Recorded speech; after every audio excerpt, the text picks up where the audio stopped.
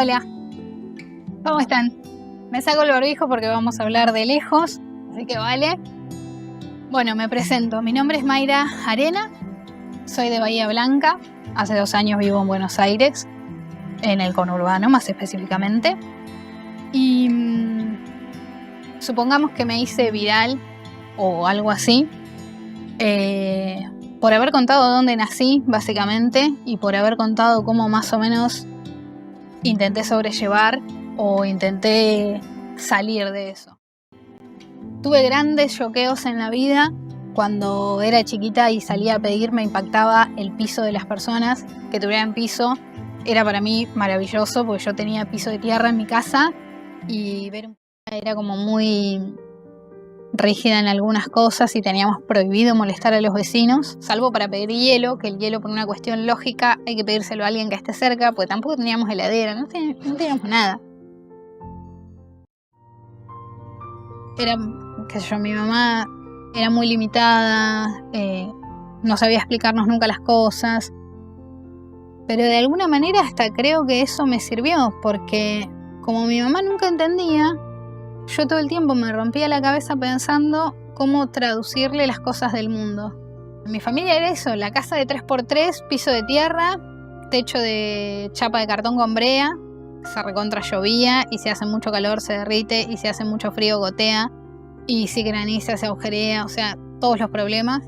La casa era tan pequeña, teníamos que jugar, había que jugar afuera cuando estuviera lindo, porque yo soy del sur y el clima es durísimo.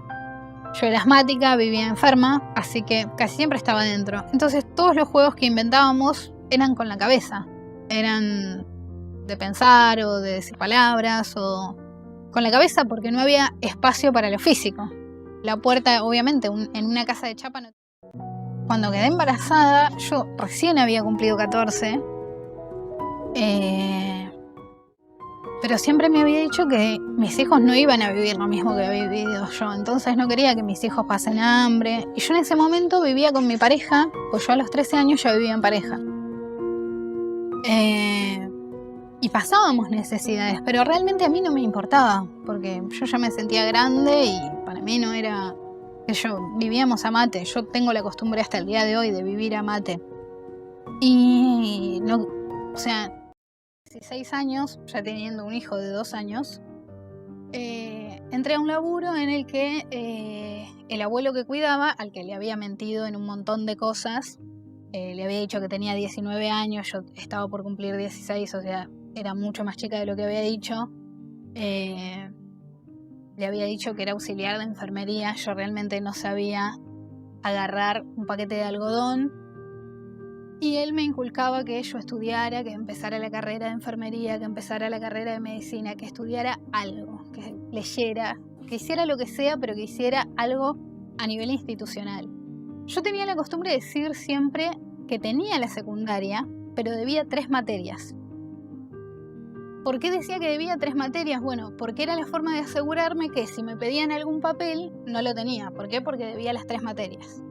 Entonces era mi forma de mentir sin necesitar falsificar algún papel.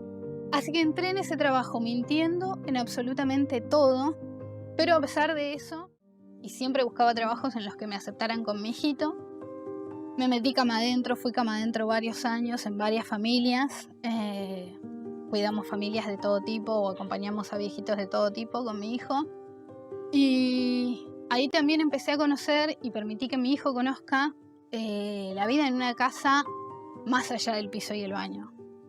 Y bueno, todos esos trabajos me fueron enseñando diferentes cosas muy valiosas. La verdad es que no fueron trabajos que en un currículum me abrieran puertas importantes a nada, pero siempre de cada patrono, de cada familia, algo me llevaba.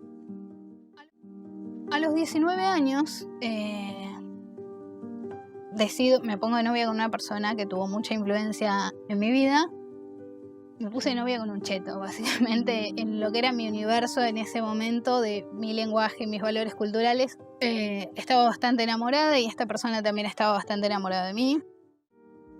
Cuando tomo la decisión de retomar los estudios, resulta que yo había mentido tanto tiempo que, claro, se me caía la cara de vergüenza de tener que hacer la primaria. en mi ciudad, porque yo nunca había hecho ni la primaria, o sea, yo dejé la escuela en 8º grado.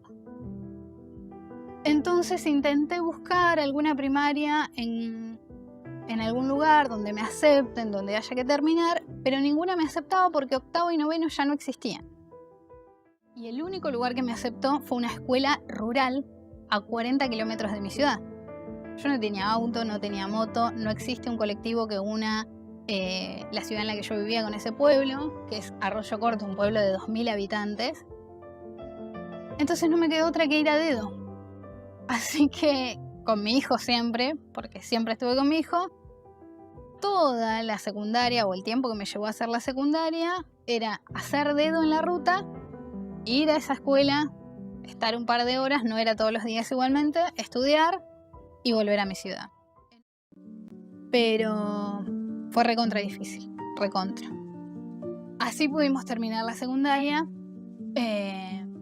Mi hijo de alguna manera también, porque siempre estaba conmigo, aprendió a dibujar, aprendió a estar conmigo. Llegó el momento de pensar en qué estudiar y tenía muchas cosas en la cabeza. Pensaba en letras porque me gustaban mucho las palabras y me gustaba mucho leer. Pensaba en enfermería porque siempre trabajé cuidando gente y me gustaba mucho atender a los demás. Y también pensaba en medicina como algo, wow, como algo mega imposible.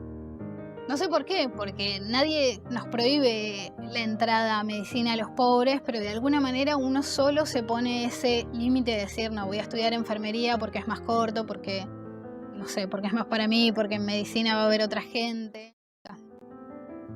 Y si bien letras me encantaba, ciencia política tiene algo que a mí me apasiona, la economía y la política. Y me apasiona profundamente desde que tengo 7 años. Me anoté, empecé a estudiarla y la verdad y tuve la suerte de que estudiar tuviera sentido. Porque también muchas veces pasa que cuando las puertas son completamente cerradas, estudiar no tiene el más mínimo sentido, se ve como una pérdida de tiempo absoluta. Y como yo presentía, o por lo menos me atajaba, de que como politóloga no iba a tener laburo, o no es que te recibís de politólogo y a dónde vas a tirar un currículum, más donde nací yo. Entonces me atajé de alguna manera y al mismo tiempo estudié un oficio, estudié depilación. Creo que fue la decisión más acertada que tomé en mi vida, hacer un curso de algo que tuviera salida laboral concreta y rápida y que me permitiera dejar de ser cama adentro. Porque si bien siendo cama adentro conocí gente maravillosa que me trató como de la familia, que me enseñó muchísimas cosas, pude ahorrar un montón porque era cama adentro y el sueldo me quedaba limpio, también tuve familias crueles, muy crueles. Entonces, cuando me hice depiladora vivía justamente con una familia bastante cruel. Entonces empecé a tirar marketing de que era depiladora y de que depilaba a domicilio para la comodidad de las personas y qué sé yo. Y como siempre las palabras fueron mi fuerte, escribía en las redes sociales, que en ese momento era Facebook más que nada, escribía mis propias publicidades, escribía anécdotas, que de hecho algunas se han hecho conocidas y circulan y son recontra conocidas. Cuando empiezo a tener una clientela importante, dejo de ser cama adentro, me voy, alquilo mi propia casa, armo mi propio local y me voy ahí a vivir con mi hijo y con mi pareja. Por primera vez vivir hasta fin de mes tranquila, por primera vez poder comprarle a mi hijo todo lo que quería y estudiar la carrera tranquila, tener tiempo para estudiar a la noche y dormir en una casa con techo calentita.